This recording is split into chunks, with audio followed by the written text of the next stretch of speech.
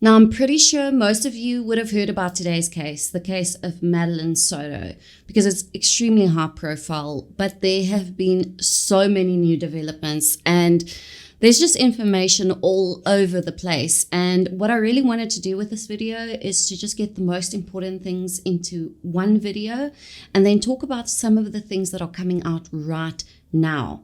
But for those of you who have not been following this case, I will tell the story from the beginning. And for those of you who have been following along, you can skip towards the end. I will put timestamps in this video to make it more convenient for you. We are still waiting for Stephan to go to trial. So at the moment, unfortunately, everything's going to be reportedly and allegedly, even though it's not in my mind.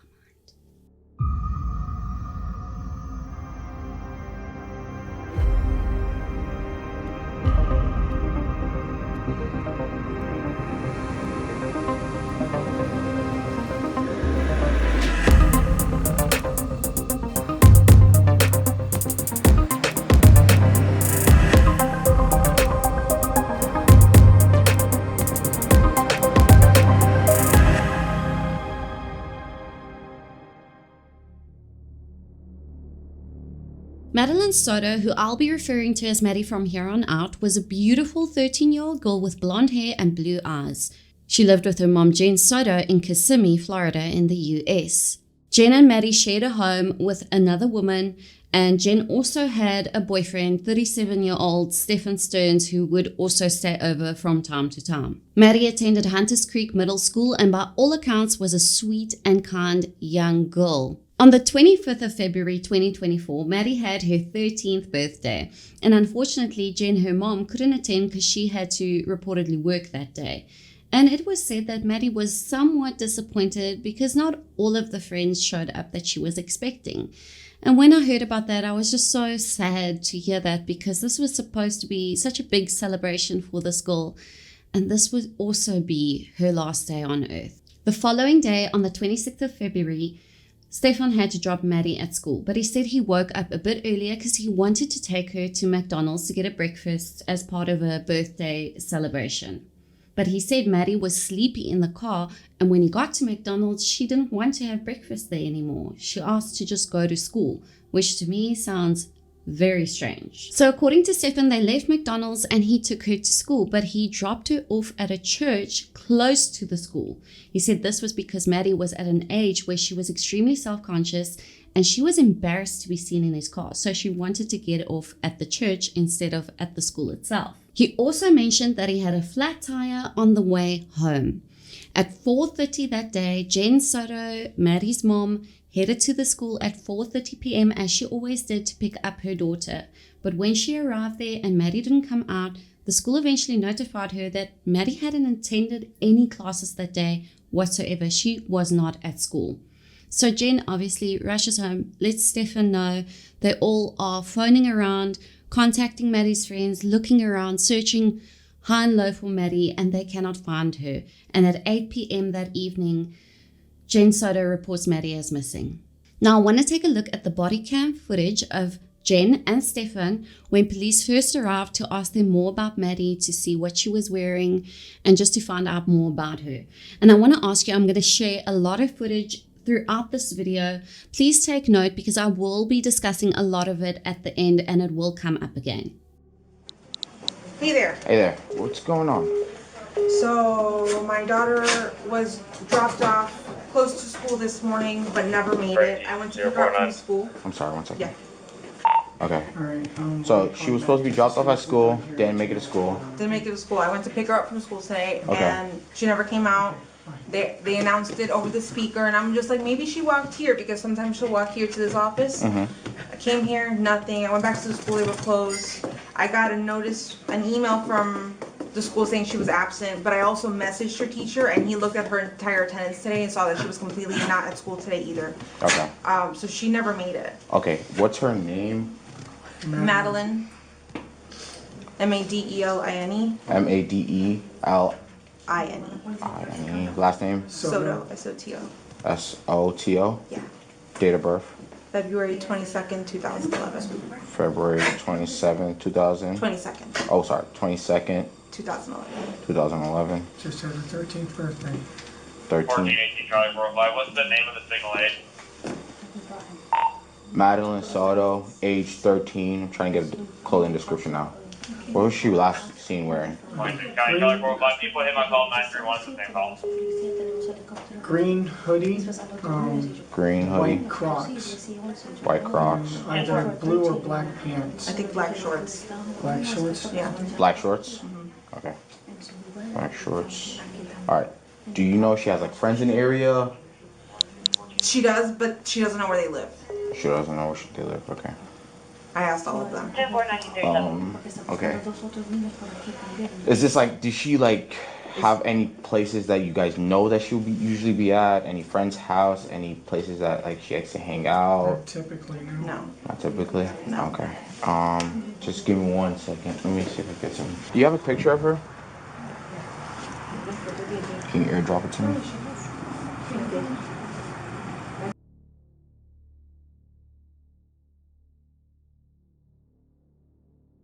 I got you.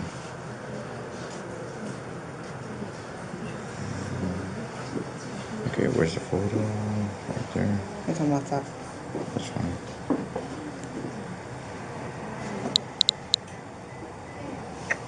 This is it? I saved it to my photos, so you could go. You saved it to your photos? Yeah, we could just go Perfect. straight to the photos.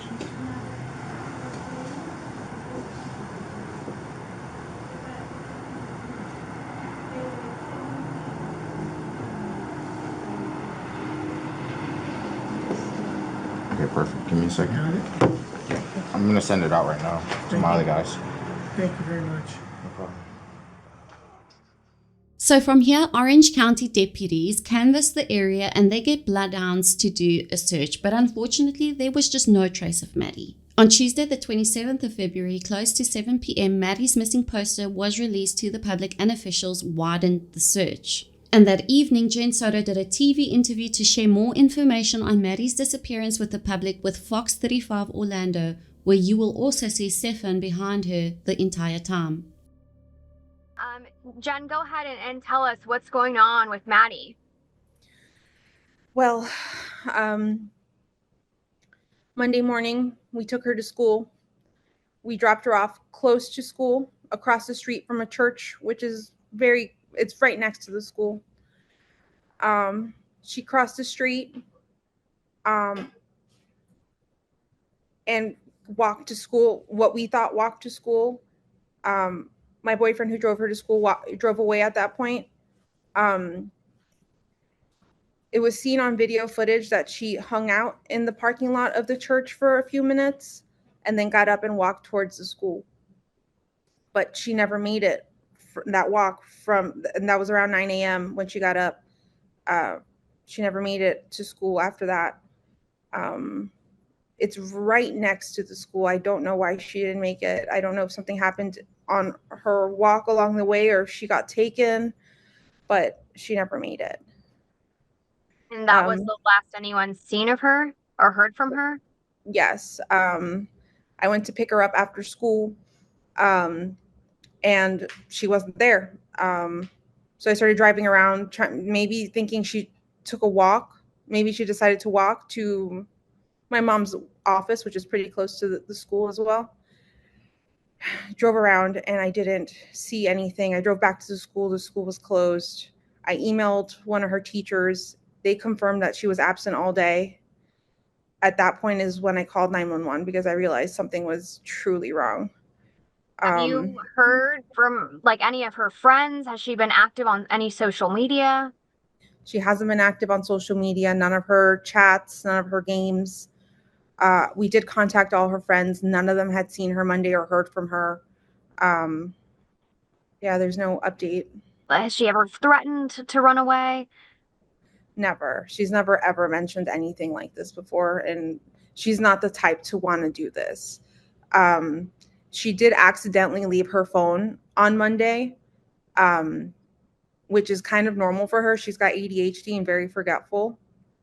So she left her phone at home, so there's no way to trace her.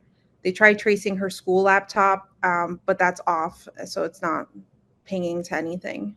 Jen, what is your fear? I know you mentioned she's on games and stuff. Do you think she could have like met somebody and tried to meet up with them?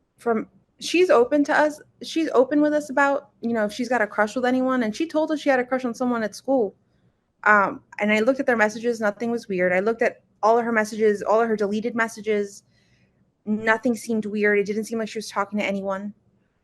So I don't feel like that's the case. I feel like she may have been taken, because this is not like her at all, to just disappear and not let us know where she's going or who she's with. What are you getting from law enforcement? Are they actively searching for her? I mean, what happens now? I mean, especially that she doesn't have her phone with her. So as far as I know, they're conducting a search around the school. Behind the school, there's a Shingle Creek. There's a wooded path area that you could walk. It's a hiking path. They are going back there with their canine dogs. They've taken a piece of her clothing to see if they can trace her scent. They're also taking their own vehicles. I'm not sure what type of vehicles, but they're going into the woods to search for her. But I don't feel like that's going to find anything right now. We've had people all day on that trail sending us photos to see if anything there looks familiar and like her personal belongings, and nothing is hers. So I'm not sure. I'm not sure where to go from here. I'm just contacting the news to get the word out, to get some help, because I'm desperate. I'm a wreck right now. So you think that she's been taken against her will? I do think so, yes. As a mom, what's your mother's intuition telling you right now? I'm trying to hope for the best, but I'm scared for her. I want her to be okay, and I want her to be safe. I don't want her to come back harmed. I just want her back. Whatever that means. I just want her back. Are you getting any updates from law enforcement? I mean, yes, they're searching that small area, but have they gotten any hits on any scent or anything like that? They haven't let me know anything. They haven't updated me since I spoke to them this morning. I've contacted them to get some information or to give them some leads, but I've heard nothing back. And Jen, there's no way that she just being, a teenager was like, maybe had a fight with you or an argument with you and was like, you know what, I'm going to go hang out at so-and-so's house and teach her a lesson. Could that be a scenario?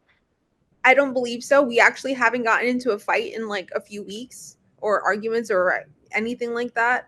If anything, on Sunday, she celebrated her 13th birthday with my entire family, and she had the best day. She was so happy. She showed us all her gifts.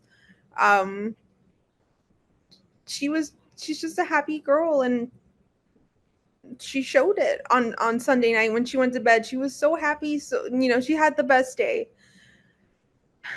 I just, there was no moment in that evening from when she got home from the party that she had her phone or had the laptop. She went straight to getting ready and went to bed. So I know she didn't have any conversations with anyone. She didn't make plans with anyone. I didn't see any of that. So she's spent the whole Sunday celebrating her 13th birthday. Was her 13th birthday on that Sunday, or that was just like the time you guys were celebrating? That was the time we were celebrating. Her birthday was on Thursday, the 22nd. Okay, She just turned 13. But that's just so heartbreaking to be celebrating her 13th birthday, and then the very next day, that's gone. The last you've seen of her. I mean, where do you go now? Are you gonna go out there and search or look, or what is are you sticking by the phone? Are you what are you doing? I'm staying at home, staying by the phone, hoping she just appears. I know my entire family is out looking. They've all spread a bunch of flyers. I've had people contact me that they've gone to the international airport to spread flyers, to Amtrak, to Greyhound, just any way that if someone's taken her and they're trying to take her, just to show her face, just to make sure, she's not being taken against her will.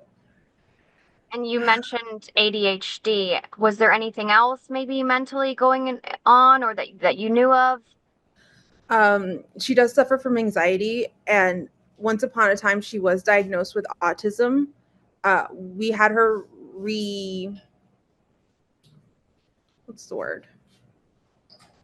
Brained, maybe? Reevaluated. Okay. We had her reevaluated a few months ago, actually, and they told us no, she didn't have autism, but she did have some autistic traits. She did have ADHD, some autistic traits, but not autism.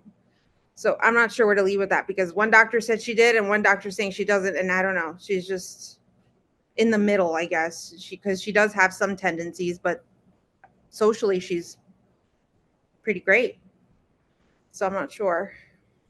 And with the video that you were able to see whenever your boyfriend dropped her off, where was that? Which video? Was that a surveillance camera? It was a surveillance camera from the church, Peace Church, right next to Hunters Creek Middle School. And do you have that video? I don't have that. They didn't show me. They wouldn't show me. It was actually my sister was the one at location, and they were letting her know what they saw on camera. Okay. But they didn't show it to any of us. Got it. As you heard in the interview, Jenn mentioned that Maddie was spotted on church surveillance. But in fact, later it was found out that unfortunately was not Maddie. It was another child entirely. So Stephan was the last one to see Maddie when he dropped her off, right? So let's take a look at some of the footage we have on him. The following footage is a TV interview that Jenn and Stephan gave to WFTV Channel 9. Jenn said much of the same she said in her previous interview, so I won't be playing that here. And this is what Stephan had to say. If I can get your first and last name and spell them both out for me. Stephan Sterns, Stephan Sterns.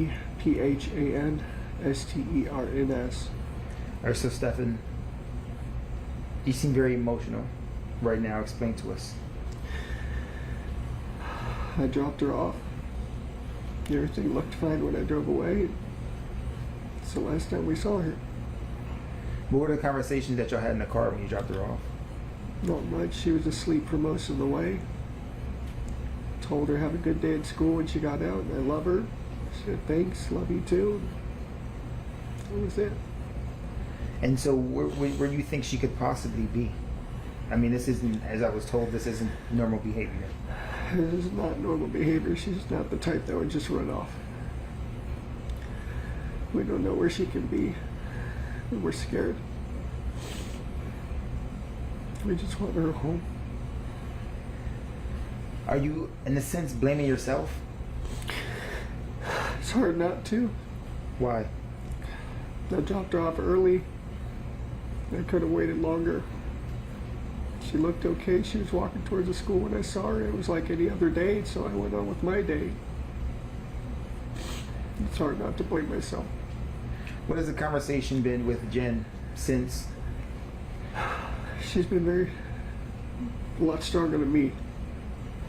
She's been holding it together really well, and but it just keeps coming in waves. Just the reality keeps hitting. We don't know where she is. We don't know if she's safe. We're just scared. We just want her home. Have you, like, literally put boots on the ground, went out? Yeah, I even went out with the cops where I had dropped her off, and we looked all up and down the road, all along the communities, and there was nothing helpful. None of the cameras were pointing the street. Nothing, which in 2024 was surprising. The church across the street had some cameras, and they mentioned seeing her waiting around in the parking lot for a while before moving on, and that was it. But it was grainy. It was grainy footage, and not much else. Does it seem like she walked west, east? They said in the direction of the school. I'm not sure what that is. What was the language? Not language verbally, language, body language. When you dropped her off, did she seem happy? Was she like, I'm going to meet my friends? Happy. She had a happy weekend. She just turned 13. She had her 13th birthday party. She was happy that we were all together here, and she's just very happy. She was a happy kid. She's very sweet. She's a very sweet girl. She brings a lot of joy to us, and we just not knowing. So the unknown is killing you. Yeah, it's like our whole world is upside down. Not feeling her presence here is Sorry.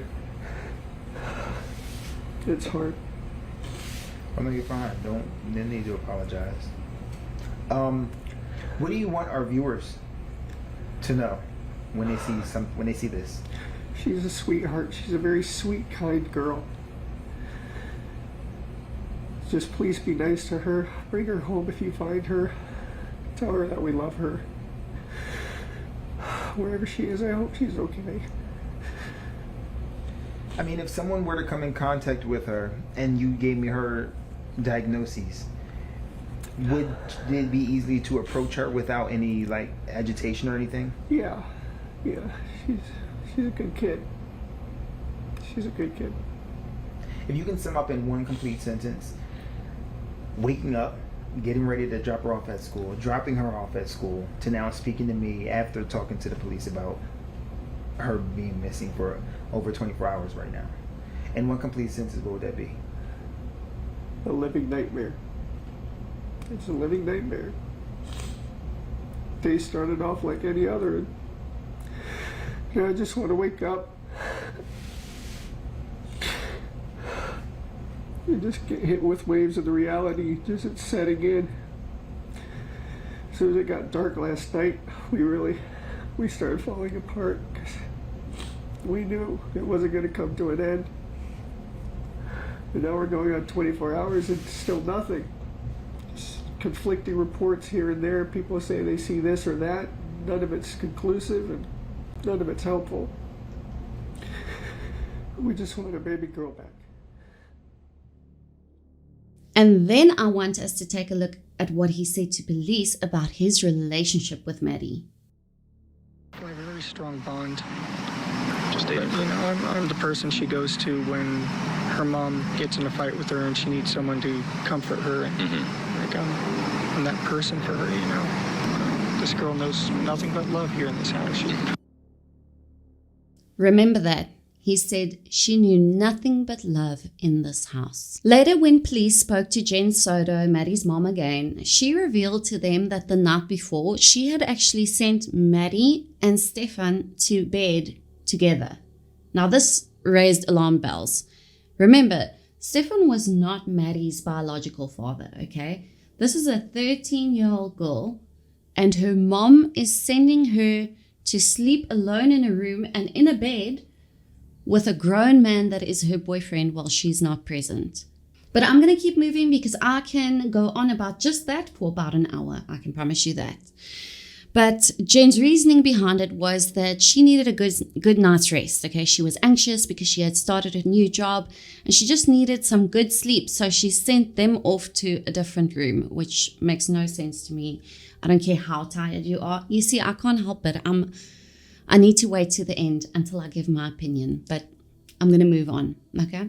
So police were obviously also thinking like, what is going on here? Because it was after that they asked for Jenn and for Stephan's phones. And coincidentally, Stephan actually mentioned that he had accidentally done a factory reset on his phone the day before. But as most of us already know, police have a special software where they can recover most of the items that were deleted from the phone anyway. And this is where I'm going to jump in and I'm going to give you your trigger warning. From here on out, things get extremely upsetting and graphic, and anyone with a heart will just be crushed to hear this. So please proceed with caution. You have been warned. To say what police found on Stephan's phone is disturbing, it's probably just the understatement of the year. And I need to be extremely careful with how I word this because YouTube is definitely going to flag me if I just speak freely. So bear with me. But they found, and I'm talking thousands of pictures here, but a lot of the pictures and videos they found were of Maddie's private parts, okay? And a lot of the images and videos they found were of Stephan's thing penetrating her frontal lower area and her mouth. And the reason why police knew it was his, was because he had like really distinctive markings on it, which is very disturbing to think about. But that's how they could tell that it was definitely him in the photos. So in a nutshell, guys, This guy was SAing her and he was filming it and taking pictures of it. And he's a sick monster. So after finding all of this on his phone, police go and arrest him on the 28th of February. And this was not in connection with her disappearance, but in connection with the materials they found on her phone. But he was, of course, the number one suspect. I mean, for obvious reasons. He was booked into Orange County Jail and he was held without bond. And then police go over to Jenn Soto and they want to show her the photos that they found on her boyfriend's phone and what he's been doing to her daughter. Okay, and this mom, I mean, oh, I don't know. I don't have words, because when they show her the photos, she just goes into complete denial, reportedly. She doesn't recognize anyone in the photos and she doesn't recognize anything. Okay, now first off, you've been with this man for years, okay? You don't recognize his penis? And then the worst part of all, you don't recognize your own daughter? Because I'm telling you now, you can show me like just a bit of my son's toe in a picture and I can tell you that's my son. That's how well I know him. The next thing that police found is surveillance footage from the apartment complex where Jenn, Maddie, and Stephan were staying. And on this footage, they see Stephan going to the back of the complex and throwing things away in the dumpster. They also saw footage of Stephan returning from, like you say, dropping Maddie at the church. But when they looked closely, they could see Maddie sitting in the front of the car, and this was after 8 p.m., okay? She was strapped in the front of the car, but she wasn't moving. And a bit later on, they could see Stephan go to the front of the car, take Maddie out, and place her in the trunk of the car. So thank you for being here. We have some important developments in this case that we want to share with our community. I wish we were here to tell you that we have found Madeline, but we have not found her. Last night, detectives from the Kissimmee Police Department met with Madeline's mother, and they had to tell her the very devastating news that although we have not found Madeline, we are now confident that she is dead. So our efforts will be focused on recovering Madeline. Dozens and dozens of detectives, crime analysts, and specialized team members have been working nonstop and following up on every single lead and every shred of evidence. Our detectives have determined that Madeline was never dropped off on the morning of February 26th near her school. Instead, we believe she was already dead at the time and that Stephan Sterns moved her body in the early morning hours on that day. We have video evidence that shows Stephan Sterns discarding items in a dumpster in that apartment complex in Kissimmee at 7:35 on Monday, February 26th. Detectives later recovered Madeline's backpack and her school-issued laptop from that dumpster. At 8:19, we have evidence that shows Stephan Sterns returning to the complex and Madeline was visible in that vehicle.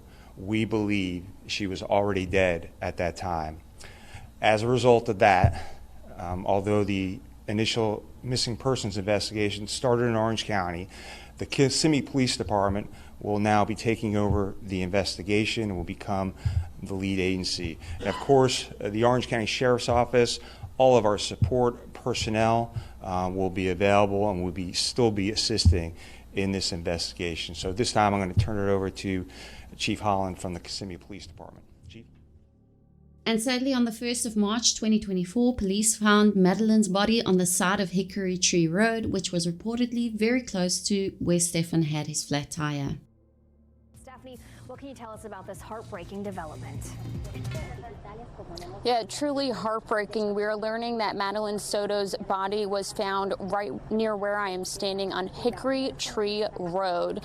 And they found her body around 4:30 this afternoon, according to the sheriff's office, in a very wooded area. And a source tells Fox 35 that it takes a couple of miles to get to where her body was found by foot. I want to just show you what it looks like over here right now. You can see we're blocked off at this intersection. A sheriff's office deputy blocking off the area where they say that they found Madeline Soto's body. And now this is Sky Fox video of teams out here searching this area. And this, of course, comes after the Orange County Sheriff John Mina said that he was confident that Maddie was dead and that they were working to find her body. That was the latest we had heard from earlier this afternoon, and now we are getting this heartbreaking update that her body was found. I want to show you a picture of this car. This is Stephan Sterns' car, who was Maddie's mom's boyfriend. He was the suspect in her homicide case. He was last seen driving a silver Lincoln and in this area of Old Hickory Tree Road and Nolte Road. And now, of course, we are learning that her body was found in a wooded area. We are, of course, are going to try to find out any more information about this case, and we will bring it to you live. For now, reporting live, Stephanie Buffmonte, Fox 35 News. Now, the next day, Stephan actually had to appear in court for the charges regarding the materials they found on his phone, but he actually waived that right and he didn't appear in court. Police at this point still couldn't charge him for Madeline's disappearance because they had no concrete proof, so they still had to do a bit of investigating and really wait on autopsy results as well. On the 7th of March 2024, the community held a memorial for Maddie, and it's just so devastating because this case has touched so many people right across the world. I mean, I'm sitting here in South Africa talking about it. That just shows you. But I can't imagine if it's had such an effect on me. I can't imagine how it must be for the people who knew this girl, who was her friend, who saw her teachers. It's so heartbreaking. So on the 24th of April 2024, finally, Stephan Sterns was charged with first-degree murder. And I was just so relieved when I heard this. I was so scared that he was going to get away with something, and I really just want justice for Maddie. And now we are waiting on the trial. Turning now to a pretty high-profile case surrounding the man accused of killing a 13-year-old girl named Madeline Soto. Stephan Sterns is facing the death penalty and is pleading not guilty. He had 2 pre-trial hearings today. News 6's Laverne McGee has details. I was here for the afternoon hearing at the Osceola County Courthouse, where Sterns' attorney would not comment on camera. She did give me her card. I rode down the elevator with her. She said that this case is extensive. There were 2 pretrial hearings today. The first one continued into the second hearing this afternoon because the defense said they needed more time. I'd like to set the matter for October 14th, which is a Monday at 9 o'clock, please. By that date, I'll ask the parties to please coordinate with each other.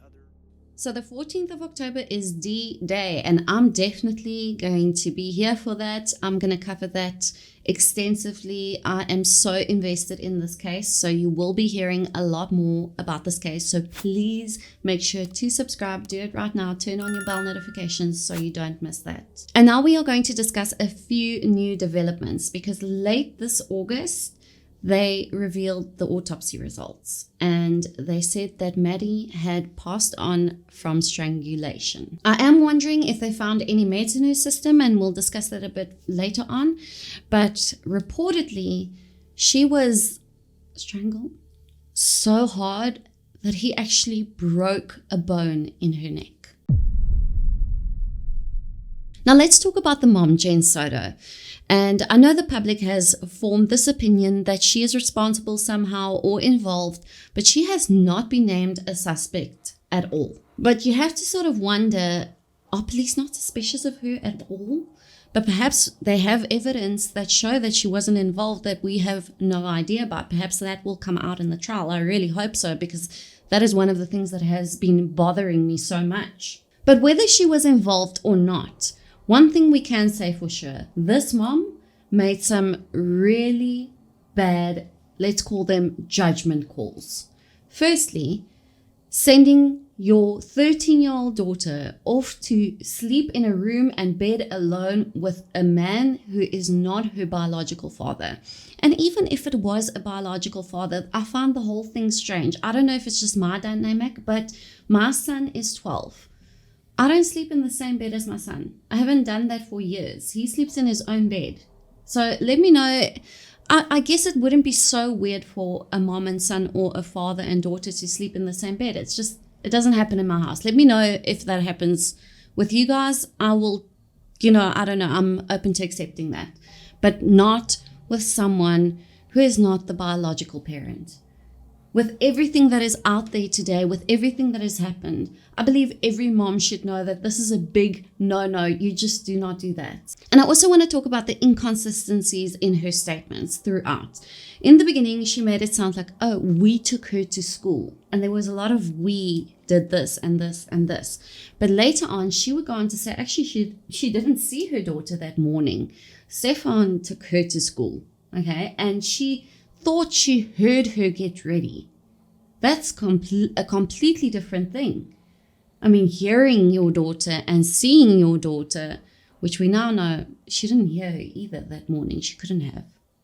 And probably the most shocking thing for me was when police showed her the evidence, when they showed her what Stephan was doing to Maddie. And look, I understand nobody wants to hear that this is happening to their child, and especially not through a man that you've brought into your child's life. So I understand wanting to go into denial and all of that.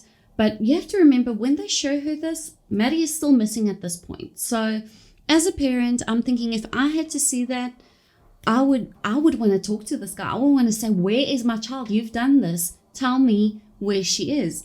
But her reactions are extremely strange. But I should just say this as well. Reportedly, she has some anxiety issues. She's on a lot of medication, and I can see that she perhaps has like some sort of personality disorder. I'm not sure. I'm not a professional, but that really doesn't excuse it for me. It almost seems like it was convenient for her to deny it because she didn't want to put that on herself. And I mean, at this point, your daughter is missing. She's probably not coming back home. You know this. I mean, what can I say? Shocking. Absolutely shocking. And now recently emails were released that were exchanged between Stephan, who is in prison, and a family member. And in one part of the email, the family member actually says to Stephan, and I quote, "Disgusted that she is free and you are not, when this is not all your fault." And listen, it's pretty clear to me that they are referring to Jenn there, but let's just say reportedly they are talking about Jenn. Now let's talk about the images that were found on Stephan's phone. And police reportedly believe that these images were taken in the home where Maddie was living, okay? And they also believe, reportedly, that Maddie was not awake at the time that these photos were taken. The worst part about all of this is that they could trace some of these photos back to 2022, which means that Stephan has been doing this to Madeline for years. Now, at one point when police were questioning Stephan, he did mention that he had ADHD and that he was on like a whole bunch of medications, and this medication would make him so tired. So the speculation goes that he probably reportedly gave this medication to Madeline to knock her out so that he could do those disgusting things to her and film her without her waking up. That is exactly why I wanted to know with the autopsy results, what was in her blood work. Did they find any of his medication in there? Oh, and I forgot to mention this. Police had a look at his search history. This report says that Maddie was strangled and murdered, and it also says that the accused killer searched the internet for a powerful anesthetic. Police searched the cell phone of Stephan Sterns very soon after 13-year-old Madeline Soto disappeared. We already knew that they allegedly found pictures and videos of him sexually abusing Maddie in the home where she lived with her mom in Kissimmee. But this new case supplemental report from Kissimmee police also says they found his Google searches, and they included looking up the sevoflurane. That's described as an anesthetic often used in surgeries. It can cause hypnosis and amnesia, plus cause a person to lose the ability to move their muscles. The report notes, quote, "It is unknown why Stephan would be searching this item using the search terms of show up in drug test when he wasn't attempting to get a job or he didn't have any children that were having surgery. Those searches were done a week and a half before Maddie's murder." Detectives also describe some of the abuse images and say it looks like Sterns took many of those pictures while Maddie was asleep. On Maddie's final night, she had just had a party for her 13th birthday. So he searches for this very specific anesthetic medication, and he does this a week and a half before he murdered Maddie, reportedly. That to me indicates that this was completely premeditated. He planned this. And the proof is there. But if he was doing this to her for years, why would he end her life now? Wouldn't that be him taking the thing he enjoyed probably the most away from himself? And I feel sick just saying that, but that's how disgusting this man thinks. And I was thinking about this long and hard, and I have a few ideas and suspicions, and I'm going to share them with you. But if I don't mention something that you have thought of, please leave it down below because I'm open to suggestions and ideas. So my first suspicion was that perhaps he was concerned that he had impregnated her. But I'm not so stuck on that idea. The one guess that I'm really thinking probably happened is that I think one night when he gave her the medication, she woke up and she saw what he was doing to her and she felt violated and perhaps said to him that she didn't want to do this and that she was going to tell someone. And I think he was in fear that his secret was going to come out and that he was going to go to jail. That is my best guess so far. And I'd love to hear if you have a different take on it. Please, like I said, let me know down below. But I think it's safe to say that all the evidence is pointing to Stephan Sterns. I mean, come on now. Did you see the marks on his hands when police photographed it? Something went down. They found her body where he had his flat tire. The surveillance, the stuff they found on his phone, his search history. And to add fuel to the fire, one of his old childhood friends actually came forward and said that when they were younger, this friend's dad almost actually shot Stephan because he was like being a peeping Tom and looking at this friend's mom getting undressed. I mean, so this guy had issues way back already. And I know they say innocent until proven guilty. But come on, this one is pretty obvious, I would say. Everything is pointing to him. The only question I actually have, I have a lot of questions on the details and stuff, but the main question I have, something I really don't know and I'd like to know, is what is mom's involvement with all of this? Did she know about the SA? How could she not have known? Did you pick up no red flags? Did you see nothing over the years? And also, I'd like to know if she had any involvement or had any knowledge of what he was going to do to Maddie to end her life. I want to add something in here because there are some reports that claim the woman who shared the house with Jenn and Maddie actually went home the one day and saw that Stephan and Maddie were alone in the room together. And she found that she wasn't even the mother, but she found this to be strange. So she texted Jenn, apparently, and she said to her, listen, do you know that Stephan is alone in the room with Maddie? Are you okay with that? And Jenn reportedly replies, and all she says is thanks. What is that? What? The answer should have been no. That's not okay. Without any hesitation, that should have been her response. Probably over a phone call. Probably phoning Stephan in that moment saying, get away from my child. That would have been a normal response. Not thanks. What does that even mean? This same woman who sent Jenn the text that day and who lived with her in the home came forward and said that the day of Maddie's disappearance, Stephan was acting weird. In fact, the night before, She said she could hear weird noises coming from the room that Stephan shared with Maddie that evening. She said it sounded like someone was putting a bunch of stuff on the table. And the next morning, he was in and out of the apartment. He was walking down to his car, into the apartment, down again, up again.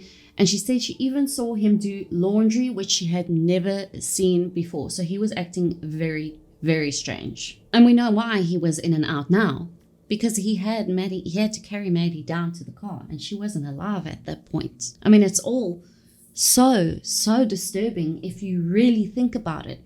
Think about what he did that day. He said to this child's mom, he's going to drop off at school. This is if her mom wasn't involved.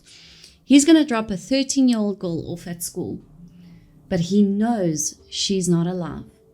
He carries her down to the car, straps her in the front seat, okay, and that alone is insane, okay? He then drives around to make it look like he dropped her off. But meanwhile, he's actually driving around with her body. He comes back to the complex. He throws her things away in the dumpster behind the complex. He then takes her body and puts it in the trunk of his car. Later, leaves with her body, drives around for something, I think they said 2 hours, with a dead body in the car. And then he dumps her in the woods. He leaves her there like a piece of trash. Police said they found her with socks on, and the socks were completely clean. So that indicates to them that Stephan carried her, reportedly carried her, and he placed her there. She didn't walk there. He didn't drag her. He carried her out and he placed her there. Jenn Soto was actually recently asked again if she believed that Stephan was responsible for Maddie's death. And this time she answered, at this point, I do. It's just all so frustrating. This mom frustrates me. She really does. I have no words. I really don't. But let me know. Have you been following this case? And is there something that I left out that I should have put into this video? Let me know down below, because I will be making more videos about this definitely. Like I said, I will be following this trial and I will report on all of it because I'm very interested to know, and I am praying for justice for Maddie. But that's it for today, guys. Make sure to subscribe, like this video, stay safe, and I will see you in the next one.